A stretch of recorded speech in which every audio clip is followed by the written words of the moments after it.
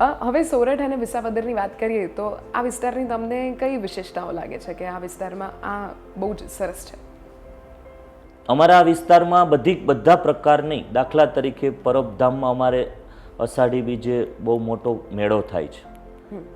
તો મેં આ ચૂંટણીમાં વચન આપ્યું છે કે હું પરબધામના આ મેળાને રાષ્ટ્રીય ફલક ઉપર જે રીતે ઘેડ માધુપરમાં મેળો થાય છે એ રીતે રાષ્ટ્રીય ફલક ઉપર અમે પવિત્ર યાત્રા ધામમાં રજૂઆત કરી આને લઈ જઈશું.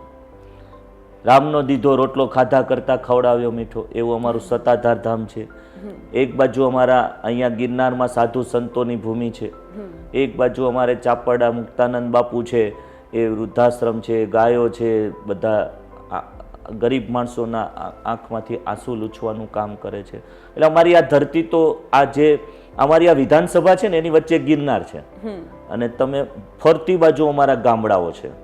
એટલે એ પ્રદક્ષિણા ગિરનારની, અને આવું મત ક્ષેત્ર તો જેના નસીબમાં હોય એને મળે.